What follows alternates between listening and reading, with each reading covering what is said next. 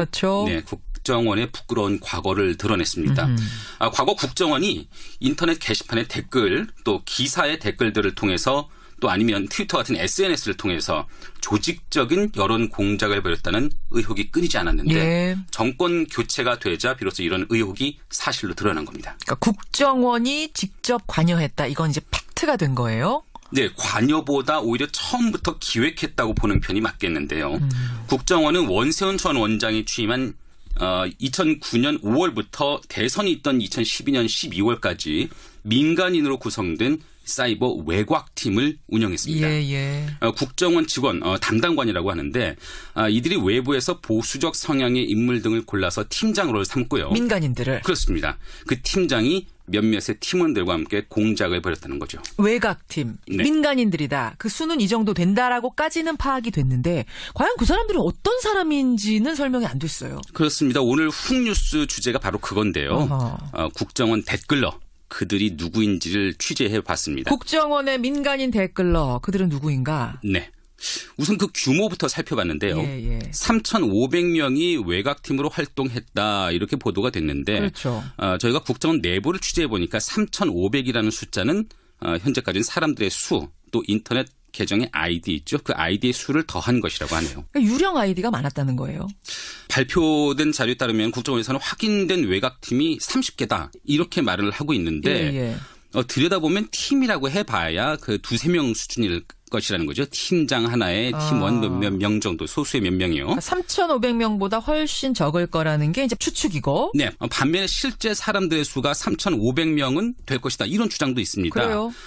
지난 2012년이죠. 국정원 직원의 여론 공작을 처음으로 알린 분입니다. 네티즌 자로의 말을 들어보시죠.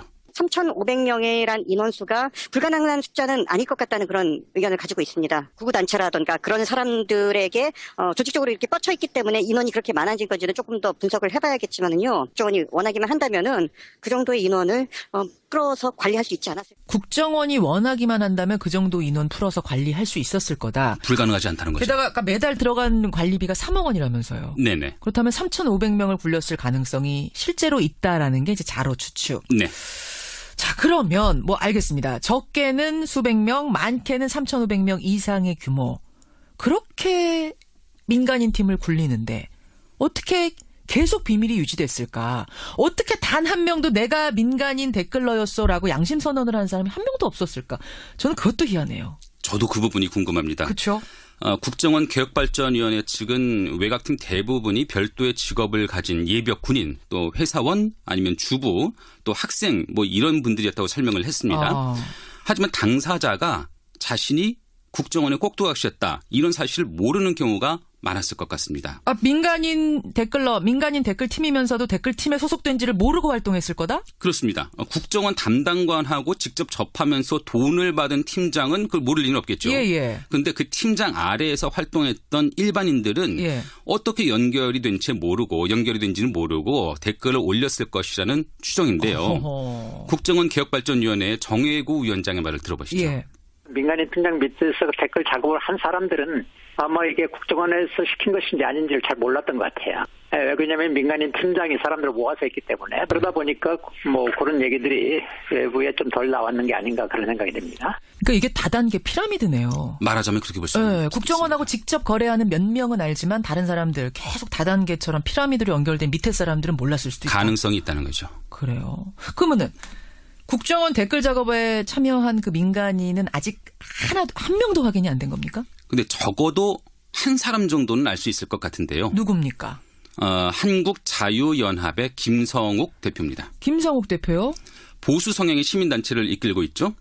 근데 그분이 2008년 말쯤에 알파팀을 구성한 뒤에 정권을 옹호하는 인터넷 글 게시 활동을 해온 것으로 알려져 있는데 국정원은 알파팀이 사이버 외곽팀 중 하나였다고 밝혔죠. 저희가 김성욱 대표와 직접 만나보고 전화도 해봤는데 본인이 알파팀을 운영했다는 사실 그 자체를 부인하지는 않습니다. 그런데 국정원과의 관계에 대해서는 여전히 선을 긋고 있더라고요. 그러니까 조금 전에 말한 그 팀장급이 바로 이 사람이 되는 거군요. 그렇게 추정해 볼 수가 있는 거죠. 근데 막상 전화해 보니까 또 다른 얘기를 해요? 한번 들어보실까요? 저는 2009년 5월 이후 지금 나오는 네네. 그런 동안 전혀 국정원하고 협력한 적이 없다. 이거는 분명한 사실. 그건 국정원에 확인을 해봐요. 그러니까 알파팀 운영하신 건 사실인데 그건 국정원 관련이 없다라는 건가요? 이미 보도 나온 거 그냥 참고하시고요. 죄송합니다. 더 말씀드릴 거 없어요. 아니, 지금 알파팀이 국정원이 운영하던 거라는 거는 여러 가지 자료라든지 국정원이 밝힌 내용이죠. 네, 확인이 되고 있는 건데 이분 아니라 그래요. 네네. 근데 이제 이분의 말에서 지금 우리가 좀 새겨들어 봐야 될 부분은 2009년 5월 이후의 기간 동안 나는 국정원과 협력한 적이 없다. 좀 기간을 한정해서 얘기를 했어요. 그 부분을 강조하시더라고요. 네, 그럼 그전엔 협력했다는 얘기가 되는 건가? 또 이런 의문도 들고. 네네. 또 협력한 적이 없다 이런 표현을 쓴 것도 있는데 그분도 좀 애매하죠. 이에 대해서는 좀 조사를 좀 해봐야 될 것 같습니다. 그래요. 이제 알파팀 얘기를 해봤고 민간인 댓글 부대 중에 수면 위로 드러난 다른 사례들도 또 있었죠. 많은 분들 기억하실 겁니다. 대표적인 게 10알단, 십자군 알바단이라고 불렸던 사건인데요. 그렇죠. 18대 대선을 바로 닷새 앞둔 날인데 윤정훈 목사라는 분이 오피스텔을 차려놓고 사람들을 동원했죠. 그분들이 박근혜 후보 당선을 위해서 인터넷 게시글을 조직적으로 올리던 현장이 있었고요. 그 현장이 적발됐습니다. 바로 서울시 선관위가 검찰에 고발을 했죠. 특히 윤 목사 스스로 국정원과 연관돼 있음을 언급한 대목이 그 무렵 팟캐스트 낙곰수에서 공개돼 파장이 일었는데 한번 들어보시죠. 그렇죠. 지금 너희들 그 오피스텔을 하나 얻었거든. 41평짜리. 내가 돈이 없어. 그 나를 지원하는 분이 이분이 국정원이랑 연결이 돼 있어. 근데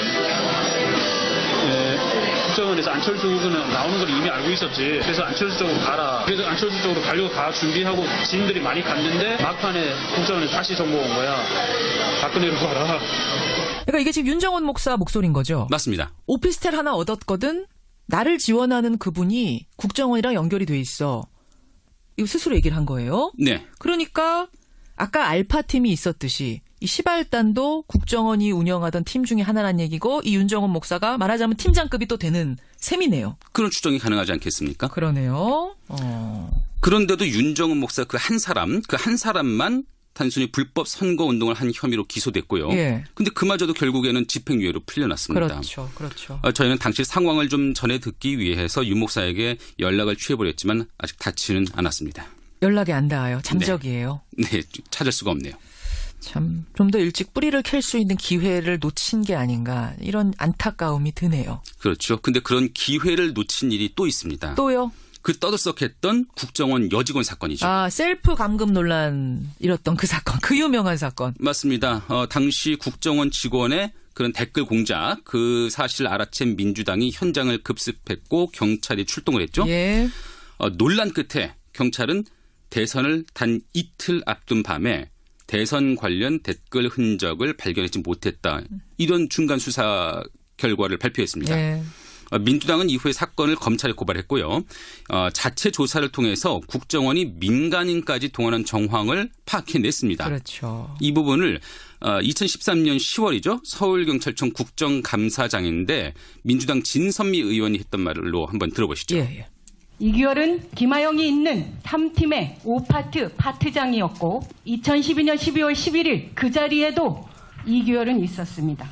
이정복이 대학 동창 친구인데 그 사람에게 정보비를 끊임없이 줬습니다. 국민의 세금으로 그 허접한 댓글을 다는 대가로 한 달에 300만 원 이상 돈을 줬습니다. 그러니까 진선미 의원의 발언을 보면 이규열은 그 국정원 여직원 김하영의 상사고 맞습니다. 이정복이라는 사람은 이규열의 친구인데 민간인이죠. 그렇죠. 이규열 국정원의 직원 이규열이 이정복한테 계속 돈을 줬다.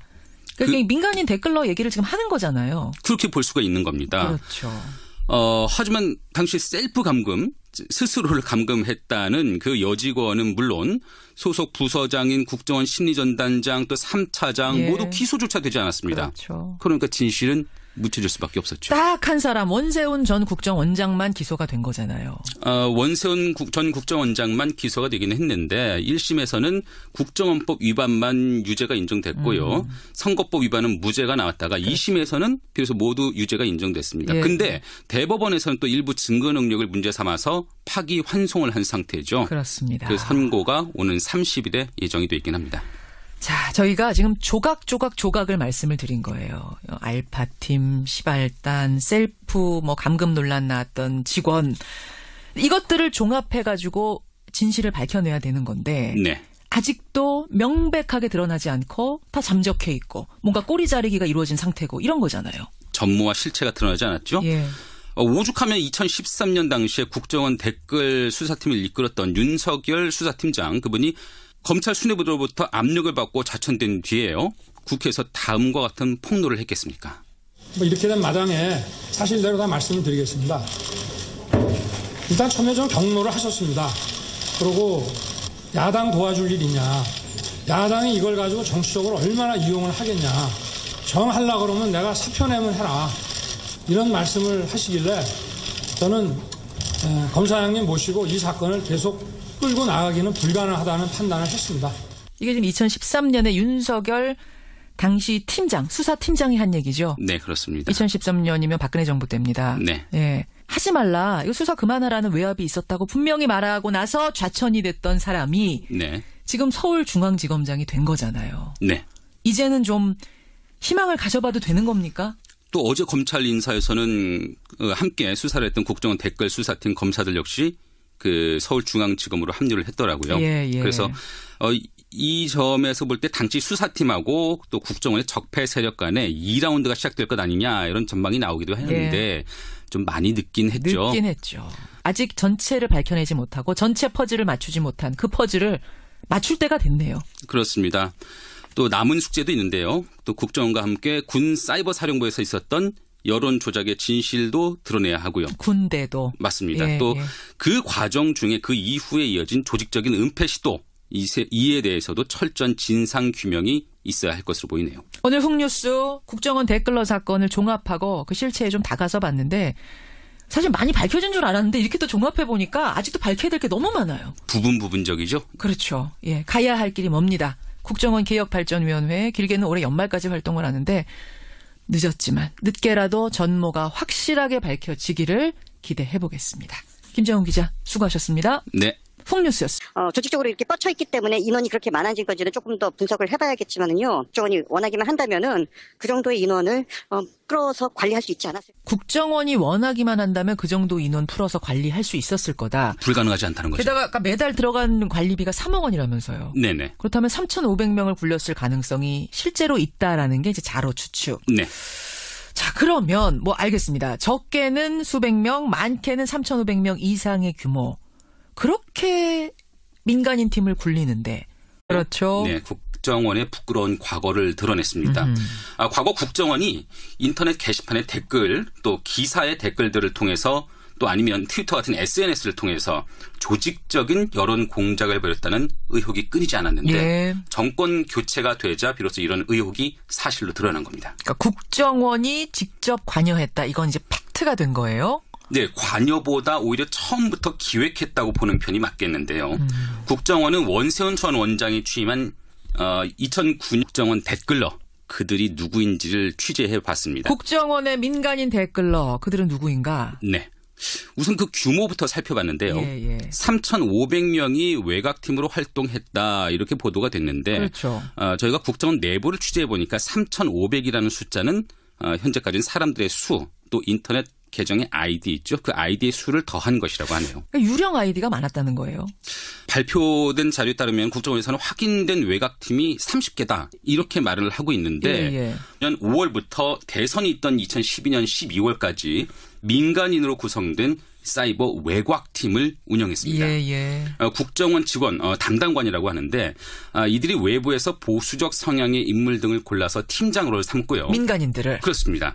그 팀장이 몇몇의 팀원들과 함께 공작을 벌였다는 거죠. 외곽팀, 네. 민간인들이다. 그 수는 이 정도 된다라고까지는 파악이 됐는데 과연 그 사람들은 어떤 사람인지는 설명이 안 됐어요. 그렇습니다. 오늘 훅뉴스 주제가 바로 그건데요. 들여다보면 팀이라고 해봐야 그 2-3명 수준일 것이라는 거죠. 팀장 하나에 팀원 몇 명 정도 소수의 몇 명이요. 3,500명보다 훨씬 적을 거라는 게 이제 추측이고. 네. 반면에 실제 사람들의 수가 3,500명은 될 것이다. 이런 주장도 있습니다. 그래요. 지난 2012년이죠. 국정원 직원의 여론 공작을 처음으로 알린 분입니다. 네티즌 자로의 말을 들어보시죠. 3,500명이란 인원수가 불가능한 숫자는 아닐 것 같다는 그런 의견을 가지고 있습니다. 구구단체라든가 그런 사람들에게